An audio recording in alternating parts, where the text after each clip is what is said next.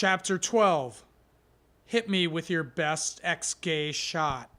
The leader of the support group I just infiltrated pulls me aside and says, "It's time to get in the hot seat." And with that, I'm herded to a chair in the center of the room, sit down, and bow my head as 12 fellow warriors, or ex-gays as their propaganda calls them, put their hands on me, and the praying begins.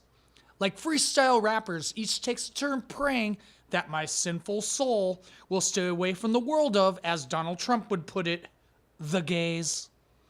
"Scary journey ahead," someone cries. "Amen, amen, evil, evil days," someone else cries. When the praying finally stops, and thank God it finally stops, a box of Kleenex is handed to me. Apparently, the fellow warriors expect me to be in tears. "Wow," I say, moving my hands to emulate some sort of energy field. That felt like a force or something.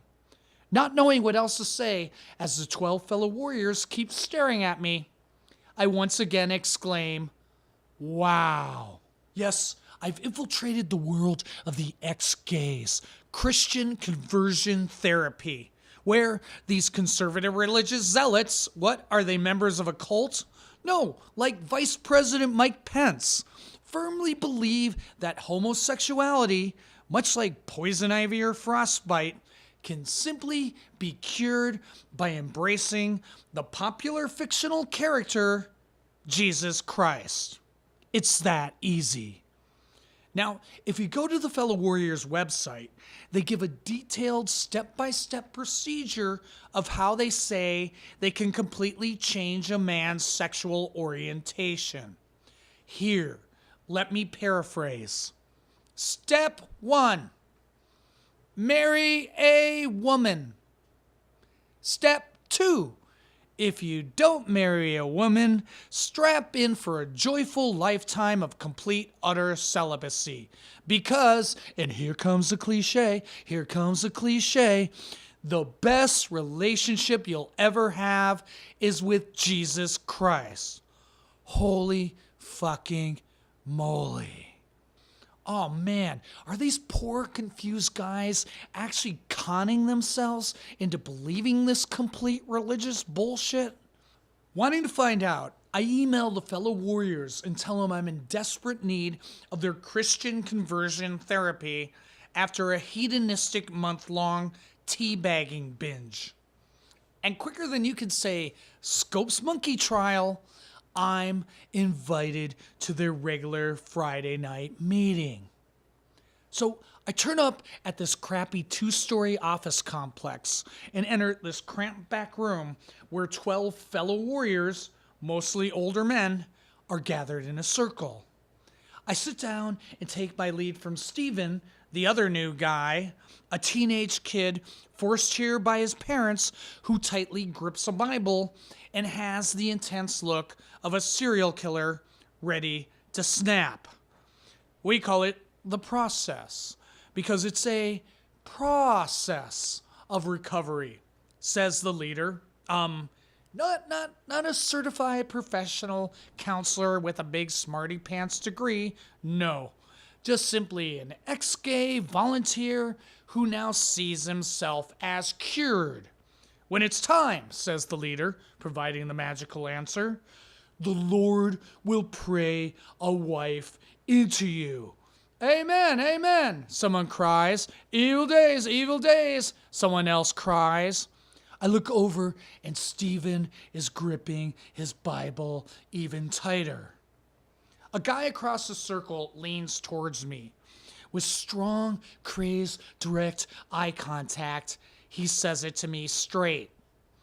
An erection put into a woman's vagina is like going to the paradise of heaven.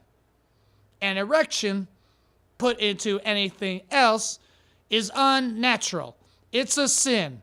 Amen, amen. Evil days. I politely smile and tensely nod as the guy continues with his strong, crazed, direct eye contact, now making elaborate hand gestures and utilizing the word erection 6 more times. When the word erection is stopped directed towards me, I feel very grateful. What about you? What about you? Says the leader. Do you have anything you would like to share? Yes, I do. Time to turn the religious tables. Now, what these Christian conversion therapy groups stress is that the reason people fall into the gay lifestyle is because of a lack of Jesus in their life. What if Jesus were the source of the problem? I mean, think about it. As far as homoerotic things go, Jesus on the cross is pretty high up there on the list. I mean, think about it.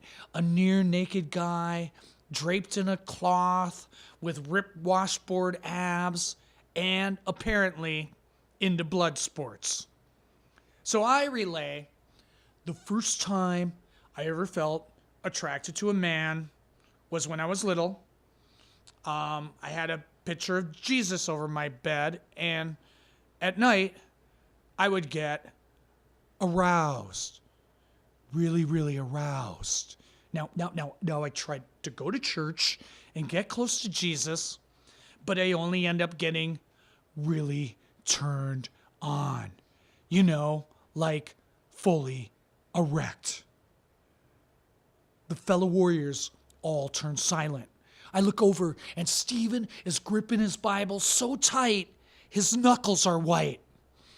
Images still plague my mind, says the leader, discarding my comments, but I dismiss them at the door. Amen, amen. Evil days, evil days. Oh man, this just seems so sad and lonely because the only options offered to these poor guys by the religion is either heterosexuality or complete celibacy. And obviously, these guys aren't into women and never will be. And clearly, they're mistaking personal excess with general life fuck-ups coupled with extreme religious guilt as sins against their God in the world. And it doesn't help matters that this whole flim-flam operation is endorsed by our country's vice president, making their heartfelt comments, if nothing, depressing. And now comes the part where I'm made to sit in the hot seat. Scary journey ahead, scary journey ahead. Evil, evil days, evil, evil days. When finished, a fellow warrior wearing a large wooden homemade cross pulls me aside. I think he's going to call my bluff. Instead, he says, "The Lord showed me a sadness in you." Oh man, that statement's so true because I now simply feel like crying.